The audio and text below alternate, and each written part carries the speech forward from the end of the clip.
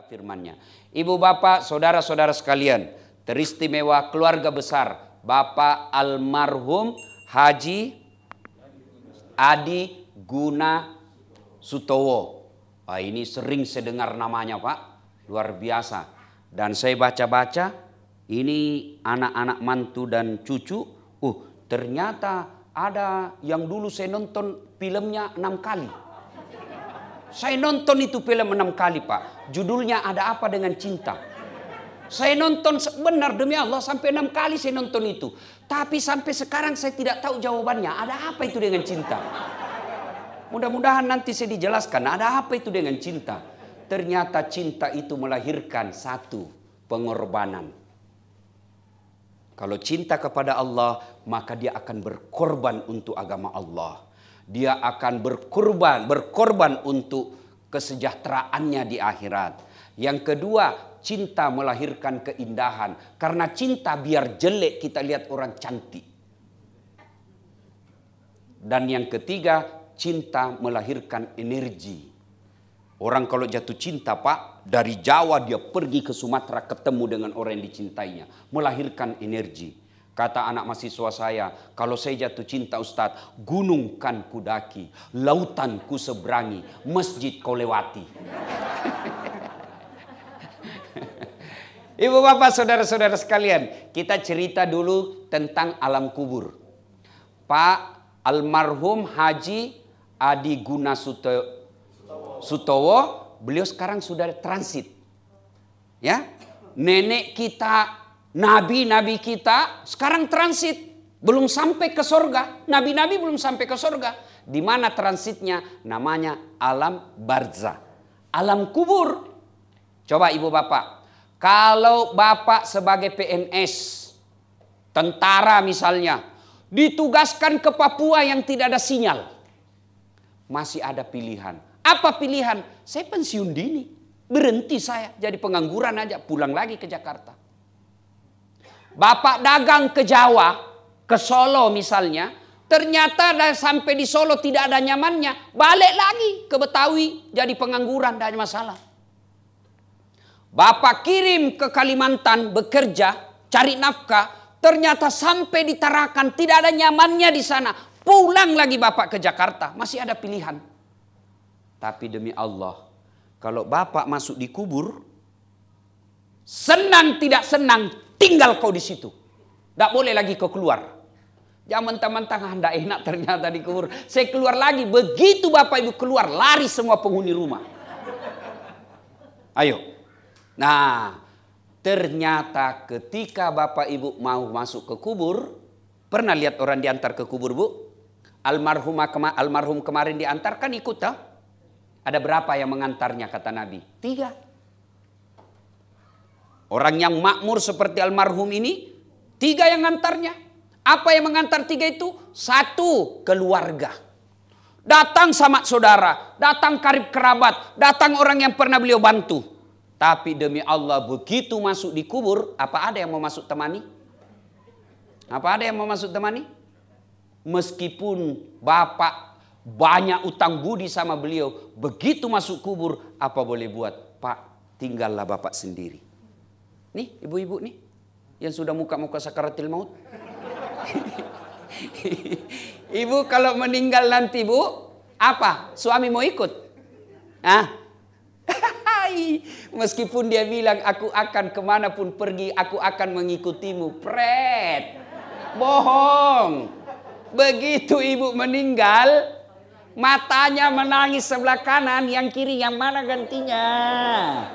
Beda ibu-ibu. Kalau ibu-ibu wafat suaminya, nangis sampai siap menjanda sampai akhir hayatnya. Tidak sedikit ibu-ibu wafat suaminya, pingsan istrinya. Iya toh?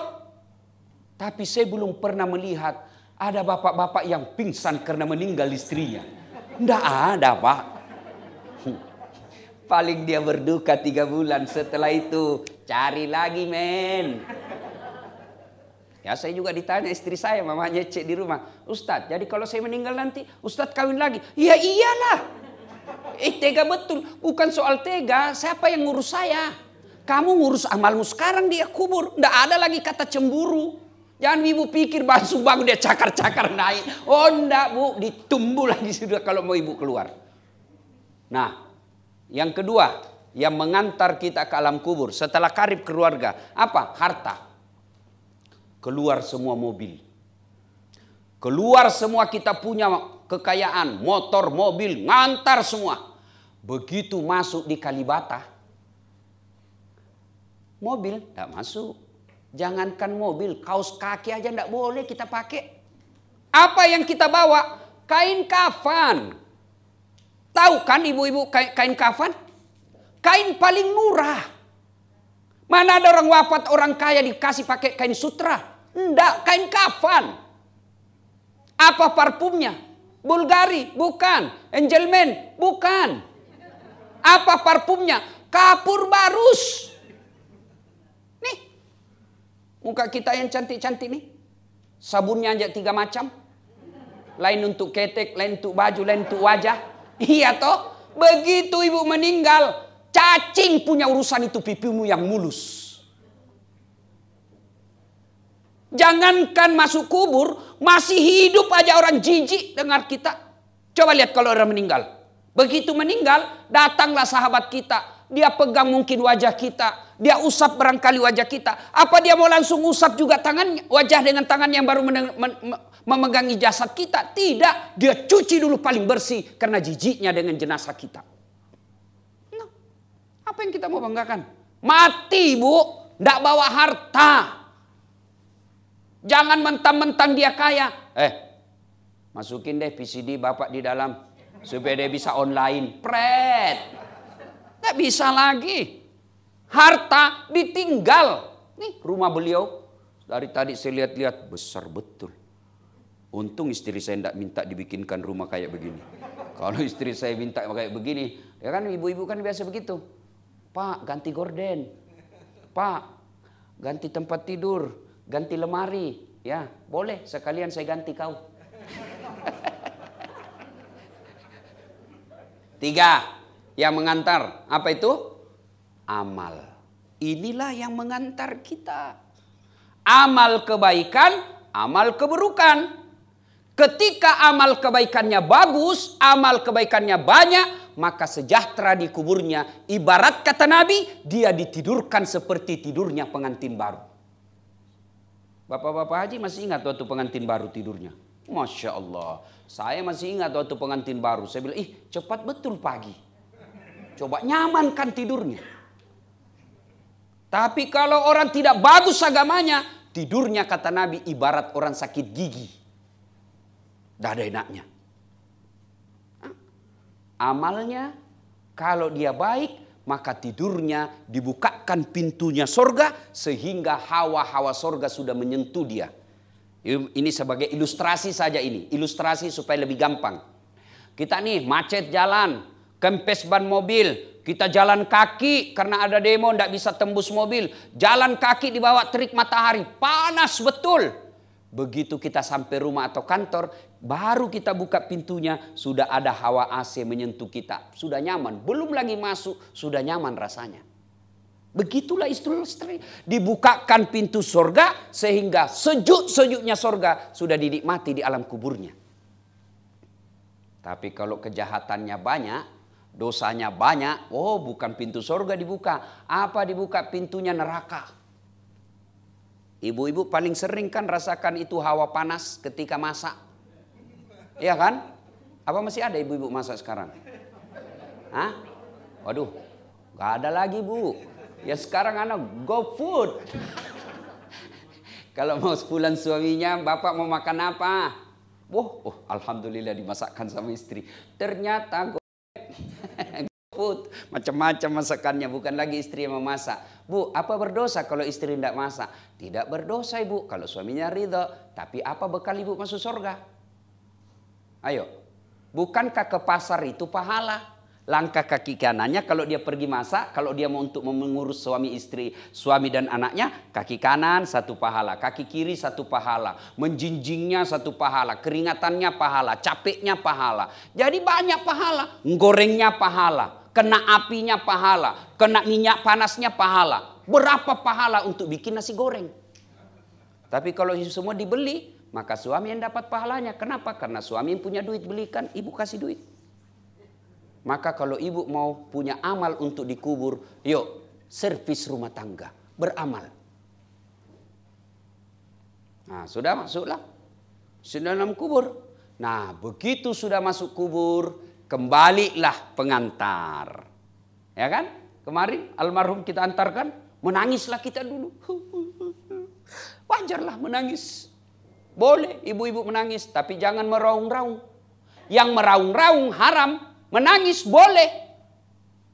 Laki-laki boleh, ibu-ibu boleh menangis. Yang dilarang meraung-raung. Apa itu meraung-raung? Mengeluarkan kata-kata yang tidak ikhlas menerima takdir Allah. Kenapa bapak meninggal?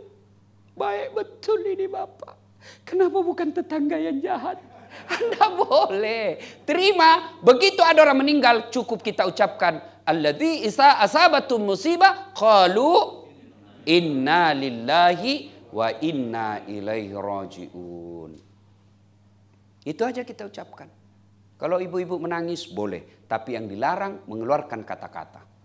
Nah, sudah, masuklah di alam kubur. Keluar baliklah pengantar. Ibu-ibu pernah rasakan padam lampu? Bapak-bapak pernah? Gimana ya kira-kira kalau rumah seperti ini tiba-tiba padam lampu, ada masuk ular sanca. Ular kobra yang kalau kita digigit katanya dalam waktu 2 menit tidak ada pertolongan, maka bisa kita mati mendadak. Masuk ular. Padahal rumah lebar ini, panik kan kalau ada ular masuk, padam lampu, panik kita.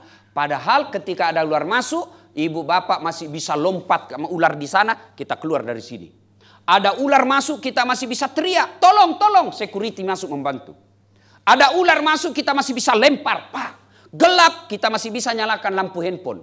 Luasnya masih bisa, lari ke sana, lari sana, ular ke sana, kita lari ke sana. Naik, kita naik. Itu padam lampu, hanya beberapa saat ular masuk, kita sudah panik pada rumah besar begini. Demi Allah. Bapak masuk di kubur. Lebarnya 40 cm. Panjangnya 1 meter mungkin sampai 180 cm. Padamnya lampu bukan 1 hari, bukan 1 bulan, tapi selama-lamanya. Luasnya ditindis kita tanah. Dan pada saat itu datanglah malaikat. Seluruh pengantar sudah balik, maka yang tinggal menengani kita di kubur ada 3 yang akan menolong kita. Sholat tidak bisa lagi kita lakukan. Puasa tidak bisa lagi. Haji tidak bisa lagi. Yang bisa menolong dan menyelamatkan kita alam kubur kata Nabi 3. Yaitu sadaqatun jariyah. 1. Yang kedua, anak yang soleh dan soleha. Dan yang ketiga, ilmu yang bermanfaat. Jadi almarhum sekarang, Pak Adi, 3 yang bisa menolong beliau. Yang itu amalnya terus mengalir. Apa itu? 1, anak yang soleh dan soleha. Nabi tidak mengatakan anak, tapi ada sambungannya. Anak yang baik agamanya. Itu yang bisa menolong. Maka ibu-ibu, saya mengajak kepada diri saya dan kita semua. Ayo perhatikan agama anak kita. Bapak tidak usah gengsi kalau anak kita tidak juara kelas. Tidak usah malu. Ibu-ibu tidak usah malu kalau anak kita daftar akpol, daftar akabri tidak lulus padahal sudah 3 tahun mendaftar. Tidak usah. Tidak perlu malu. Ibu bapak tidak usah malu kalau anak kita sudah S2 tidak kerja. Tidak usah malu. Yang bapak ibu malu kalau anak kita sudah balik tapi tidak tahu ngaji. Tidak pernah kita dapat sholat jamaah. Tidak pernah kita dengar dia ikuti taklim. Ibu baru malu. Dia keluar bukan mahramnya. Ibu malu. Sebab demi Allah begitu ibu masuk kubur, inilah yang kita harapkan, doakan kita. Maka didik anak. Kita biasa bangga kalau anak kita sekolah ke luar negeri. S1 Australia, S2 London. S3 New York. Tahu New York Ibu? Bekasi lurus sedikit belok kanan. Bangga betul. Enak anaknya itu Ustaz, hebat. Apa hebatnya Pak? Masih SD lancar betul bahasa Inggris. Apa hebatnya? Banyak yang begitu Pak. Masa banyak Ustaz? Coba ibu-ibu ke Inggris. Anak-anak di sana Pak, demi Allah belum sekolah lancar bahasa Inggris. Apa hebatnya? Lancar dia bahasa Korea. Di Korea Pak, anak-anak sampai pensiun, sampai pikun dia hebat bahasa Korea. Apa hebatnya? Banyak yang begitu. Memangnya ibu bapak kalau wafat, anak akan berdoa pakai bahasa Inggris. Karena dia alumni Inggris, dia pakai berdoa bahasa Inggris.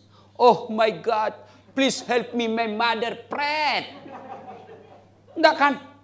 Dia pasti berdoa, ya Allah, ampuni dosa orang tuaku, terima amalnya, lipat gandakan segala kebaikannya, lapangkan alam kuburnya. Itu yang kita harap. Alangkah bahagianya kita ketika di alam kubur setiap 5 waktu anak kita di sujud terakhir. Dan itu tempat semulia-mulia berdoa. Anak kita berdoa, Allahumma gfirli wali walidayya warhamhuma kama rabbayani shaghira. Demi Allah, menurut kitab Tanbihul Ghafilin, makna kitab itu peringatan bagi yang lupa. Ini almarhum ada melihat kita. Ada beliau melihat kita. Kenapa ada tradisi Indonesia malam pertama, malam ketiga, malam ketujuh, malam 40, malam 100? Ternyata literatur yang saya baca itu pada malam-malam tersebut Allah memberikan kesempatan kepada jenazah arwah untuk datang melihat keluarganya. Kau lihatlah itu keluargamu kelakuannya. Maka pada malam ini yang 40 dia akan berkata almarhum, oh alhamdulillah di rumahku ada pengajian mengingat saya. Oh ada Ustadz Das'at yang taklim. Meskipun saya tidak kenal. Itu dia akan. Tapi begitu tidak ada pengajian. Maka orang jenazah arwah itu. Orang tua kita berkata. Hei anakku. Yang menempati rumahku. Yang makan hartaku. Yang pakai pakaianku. Yang kau nikmati warisanku. Kau ingat saya. Jangan sampai kau nikmati hasil jerih payahku. Kau berpoya-poya dan melupakan saya. Tidak mendoakan saya. Maka lihat anak-anak kita sekarang. Kapan dia ingat keluarganya yang meninggal? Paling 1-2 bulan. Kalau ada keluarga kita meninggal, berduka kita berhari-hari. Kembang ucapan bela sungkawa penuh jalan. 1 bulan mulai dilupa. 2 bulan kita sudah gembira-gembira di rumah. Bulan ketiga kita sudah karaokean di rumah. Lupa kita doakan orang tua yang meninggal. Lama-lama makin dilupa. Kapan diingatnya? Sekali setahun. Kapan? Idul Fitri.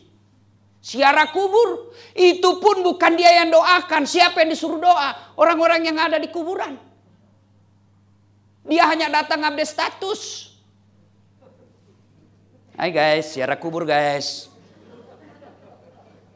Kita ketawa karena kejadian itu kan. Anak kita bukannya mendoakan. Dia suruh foto. Ayo foto ya. Kabur. Ulang. Ya dari depan. Dia pura-pura siaran. Bukannya didoakan Pak. Dia hanya update status. Ini kalau anak kita tidak dididik dengan agama dengan baik. Demi Allah. Kekayaan akan kita tinggal. Tapi yang bisa menolong kita ketika dikubur. Anak yang soleh dan soleha. Maka mohon maaf ribu maaf kepada ahli warisnya, anak-anaknya, anak mantunya. Jangan lupakan almarhum. Gimana caranya? Setiap saat begitu Bapak ingat, begitu lewat di pekerangan tiba-tiba terbersit dalam hati kita. Oh ingat Abah, oh ingat Bapak. Langsung kirimkan Fatihah. Jangan cuma katakan, mirip betul bajunya Bapak. Jangan cuma bilang begitu. Begitu ingat langsung spontan di tempat itu bacakan Fatihah. Lagi di kendaraan, tiba-tiba kita lihat mobil yang mirip dengan mobil bapak kita yang sudah arwah, langsung kirimkan Fatihah. Bahasa Indonesianya, saya niat kirimkan Fatihah kepada Rasulullah Muhammad SAW, saya ikutkan roh bapak saya, sebut namanya Al-Fatihah. Tuh, anak yang soleh dan soleha. Maka ibu-ibu, didik anak kita. Pelihara anak-anak kita. Tidak mengapa Bapak memanja materi anak-anaknya. Tidaklah sesat kalau Bapak Ibu menyekolahkan ke luar negeri tinggi-tinggi. Tapi Bapak Ibu keliru kalau tidak memperkenalkan agama kepada anak-anak kita. Anak-anak orang kaya sekarang kan fasilitasnya penuh, Pak. Satu anak satu kamar. Di dalam kamar ada TV-nya. Di dalam kamar dia bisa online. Di dalam kamar ada kulkasnya. Di dalam kamar masukkan pembantunya makan. Akhirnya anak kita tidak pernah ketemu dengan saudaranya. Akhirnya dia bersaudara tapi tidak punya ikatan emosi yang baik. Jangan heran meninggal bapaknya. Mengadu dia di pengadilan gara-gara warisan. Sebelum saya ke sini tadi selesai sholat subuh, sholat maghrib. Assalamualaikum warahmatullahi wabarakatuh. Selesai berdoa. Saya lihat di TV ada ibu dengan anak berperkara di pengadilan gara-gara rumah warisan.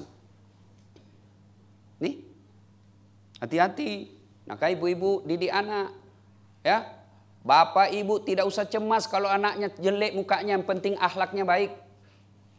Tidak ada orang nanti masuk neraka. Kenapa masuk neraka? Mukaku jelek betul Tuhan. Kenapa masuk surga? Cakep. Follower saya 3 juta. Enggak. Yang membuat kita masuk surga adalah amal-amal kebaikan. Dan amal kebaikan tidak perlu lihat gagah, populer atau tidak. Yang kedua, yang bisa menolong kita ketika sudah masuk kubur adalah harta yang telah kita sedekahkan. Nih, ibu-ibu nih. Mohon maaf ibu, yang banyak cincinnya ini punya berlian emas. Kira-kira kalau ibu wafat siapa yang pakai itu, Bu? Anak? Bukan, istri kedua. Pasti kawin lagi bapaknya tuh. Dikasih. Iya tuh. Maka ibu-ibu daripada dipakai istri kedua, mending sedekahkan sekarang. Serius, apalagi yang sudah 60 tahun ke atas. Daripada dinikmati istri muda, mending kirim sekarang. Jangan berharap nanti dikirimkan anak. Jangan, lebih sekarang. Iya kalau anak kita baik. Ya anak kita baik, tapi dia takut sama istrinya. Ada kan kejadian begitu. Anaknya kasihan mau sumbang untuk bapaknya. Ayolah, kita bangunkan masjid bapak kita. Ada tanah ini. Ya kita wariskanlah untuk bapak kita. Memang ini ahli waris kita punya. Tapi sudahlah kita kirim saja untuk bapak kita. Jadikan dia masjid wakaf untuk anak panti asuhan. Oh datang istrinya. Apa? Bapakmu terus. Itu anakmu juga mau. Bapakmu aja terus. Langsung dia bilang suaminya. Ya sudahlah kalau begitu. Ada begitu di sini. Suami takut sama istri. Ada. Berhenti bapak jadi laki-laki. Benar Pak. Ngamuk Ustadz, ngapain dia kalau ngamuk? Marah Ustadz, dia pecahkan piring, pecahkan 1 lusin. Dia pecahkan gelas, pecahkan 2 lusin. Kenapa? Piring, gelas boleh dibeli. Harga diri sebagai suami tidak boleh diinjak-injak istri. Takbir.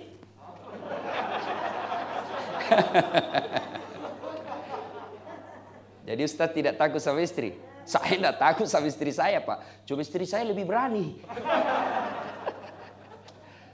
Ayo. Sedekah. Itu sedekah. Saya juga tidak setuju kalau dikatakan tidak usah cari duit banyak-banyak, tidak dibawa mati. Itu paham dahulu kala. Kalau saya cari uang banyak-banyak, bawa mati. Gimana caranya? Transfer sebelum wafat. Alangkah bahagianya almarhum di dunia punya rumah mewah seperti ini. Punya kendaraan mewah beberapa unit. Dan di akhirat pun di kuburnya dinikmati itu semua. Alangkah sialnya kita. Dari pagi sampai sore, bahkan sampai malam kurang istirahat. Cari duit. Begitu kita meninggal, kita dikubur tersiksa karena tidak punya perhiasan kita untuk dinikmati dikubur. Nauzubillah. Bersedekahlah. Dan demi Allah, tidak ada orang bangkrut gara-gara sedekah. Saya mau bersedekah Ustadz. Sedekah ibu tidak selamanya materi. Sedekah tidak selamanya duit. Sedekah sesuai dengan kemampuan dan keahlian kita. Saudara-saudaraku, para selebgram, para YouTuber, sedekahlah dengan apa followermu itu. Jangan bikin konten yang menyesatkan anak bangsa.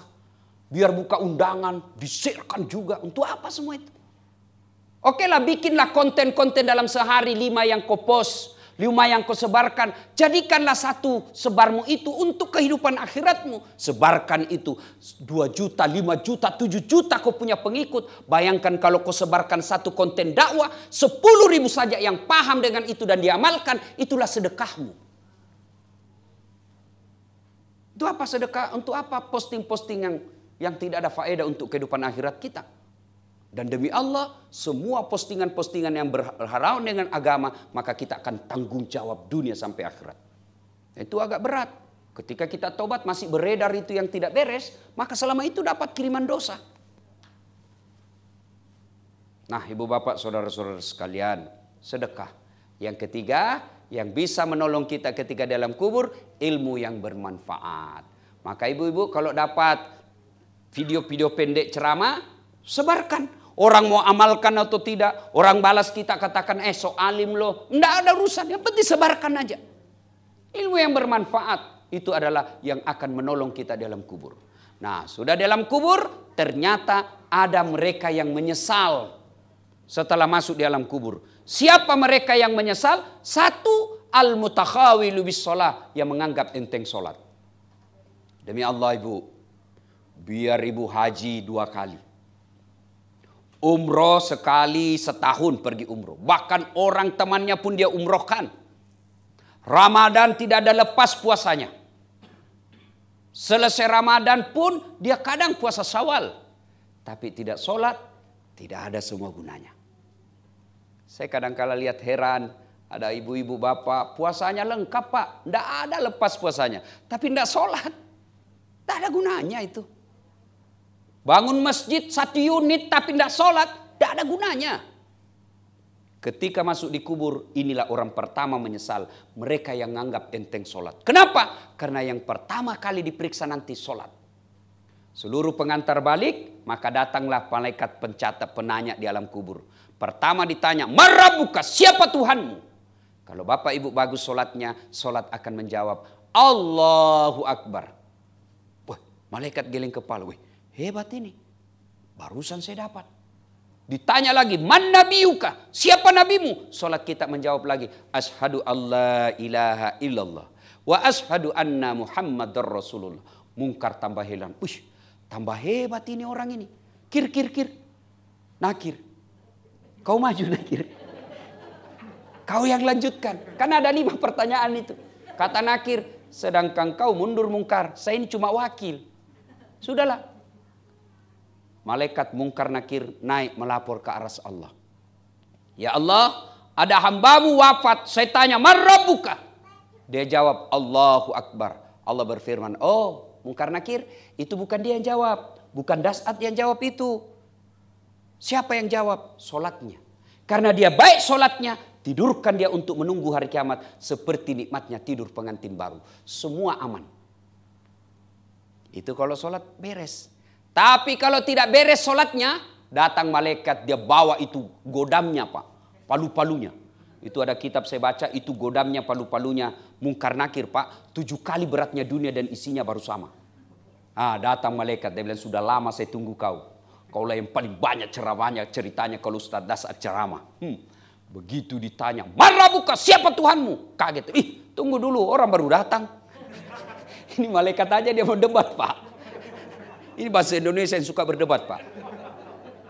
Ya coba ini bahasa Indonesia kan paling susah diurus. Waktu ada vaksin dulu, waktu awal-awal COVID, kan netizen geria, mana vaksin? Habis duit 600 sampai 700 triliun. Mana vaksin? Mana vaksin? Begitu datang vaksin, apalagi dia bilang, ini tidak asli. Ini palsu. Dibuktikan sama BP POM. Ini asli. Dia bilang lagi, tidak halal. Sudah dibuktikan sama MUI. Ini halal. Dia bilang, Jokowi dulu dong yang disuntik. Sudah disuntik Jokowi, dia bilang lagi, tidak masuk jarumnya. Sudah masuk jarumnya, dia bilang, pasti vitamin C. Sudah lagi kita vaksin, dia tempel-tempel lagi. Aduh bingung saya lihat ini. Apa maumu ini semua? Suka sekali berdebat. Maka di kubur pun malaikat dia mau debat. Auzubillah min dzalik. Ibu-ibu, sholat. Tolong debat saya. Yang malas sholat. Tolong. Apa alasannya bapak tidak sholat? Tolong, saya jelas. Saya kasih alasan. Kasih saya alasan. Ibu-ibu yang malas sholat. Apa? Coba ngomong. Apa alasan? Kalau puasa ada alasan. Kenapa? Saya tidak bisa lapar Ustaz. Saya kena penyakit mah. Boleh ganti fidyah. Saya mau haji Ustaz. Tapi tidak ada duit. Boleh bapak, tidak ada masalah. Bapak tidak usah haji. Apa lagi? Ayo. Zakat. Boleh bapak tidak zakat kalau bapak tidak mampu. Kecuali zakat fitrah. Semua yang berjiwa hidup harus zakatnya. Zakat fitrah namanya. Itu pun cuma berapa? 24 ribu. Bapak. Kalau bapak sholat apa alasan? Coba ngomong. Ini ibu-ibu yang biasa, bapak-bapak yang malas sholat. Tolong, apa alasannya Pak? Ayo jelaskan ke saya. Kita debat. Ayo. Ustadz, saya tidak bisa kena air. Allah kasih dispensasi, yutayamum. Ayo. Saya tidak bisa kena air Ustadz. Demam saya kalau tayamum. Dan tayamum paling gampang. Cuma ada tuh pernah saya lihat di pesawat Pak. Saya baku samping. Dia tayamum Pak. Kemudian caranya dia tayamum. Dia tempel itu tangannya. Karena dia malu. Kalau tidak sholat. Jadi dia tayamum. Dia tempel itu telapak tangannya di dinding pesawat. Dia ikut. Saya lihat dulu. Sudah itu dia harus begini. Sudah beleng-beleng. Sudah itu dia tempel lagi. Dia kasih begini lagi dulu. Memangnya kau pakai air dong? Dia kumur. Kau kumur apa? Nah, bukan air kau pakai. Nah, kalau ibu-ibu yang tidak tahu tayamum, lihat baik-baik. Singsingkan dengan baju. Di atas siku. Tidak boleh di bawah siku. Karena di atas siku sampainya batasnya kalau wudu. Ya? Nah, lepas semua jam tangan. Lepas cincin. Kenapa? Karena kalau ada jam tangan tidak bisa terusap kulit kita. Kalau air kan boleh. Air masih bisa menembus di bawah jam tangan kita. Tapi kalau tayamum harus diusap. Jadi buka dua-duanya. Sudah letakkan telapak tangan di sadel mobil, sadel pesawat, atau dinding pesawat, atau dinding mobil. Letakkan. Sudah itu usap wajah. Usap semua yang tidak berbulu. 1 kali sudah sah, 3 kali lebih baik. Kalau 1 kali sudah boleh. Sudah itu letakkan lagi telapak tangan di dinding. Sudah usap tangan kanan. Sampai ke siku. Lewat. Nah, sudah itu usap semua. Kasih sentuh semua. Selesai. Silakan ibu sholat. Tayamum. Ustadz, kan kita lagi di pesawat. Tidak bisa berdiri. Namanya sholat duduk. Gimana caranya? Menghadap ke sana saja. Kalau kursi duduk ke sana, ya sudah ke sana. Jangan sampai kursi pesawat ke sana, ibu lihat kiblat ke sana, ibu ke sini. Beleng-beleng. Gimana? Ya hadapkan saja. Caranya sholat duduk, ya ibu gini. Nah, Allah, kalau sepatu, kalau ibu bapak yakin sepatu tidak ada najisnya, boleh pakai sepatu. Sholat. Tapi kalau bapak yakin, tadi ada kotoran manusia, lepas.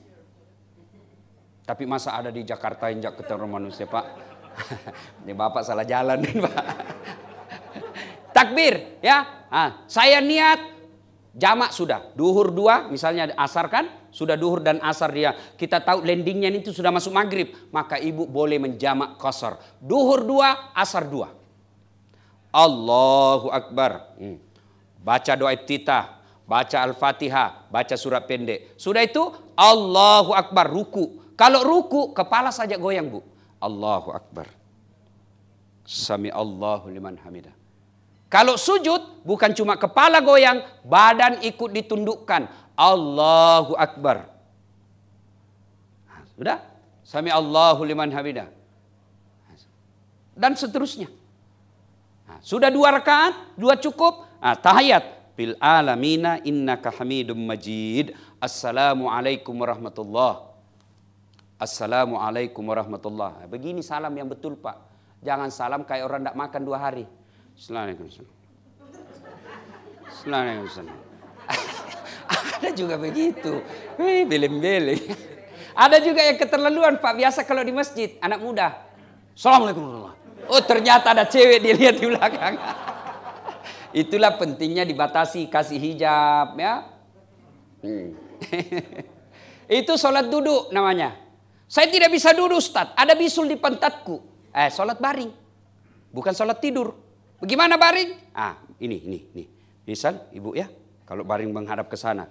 Kalau ini tidak bisa. Tapi kalau ini bisa dibawa, sudah sholatnya. Anggap lagi tidur saya ini bu, anggap lagi tidur. Baring.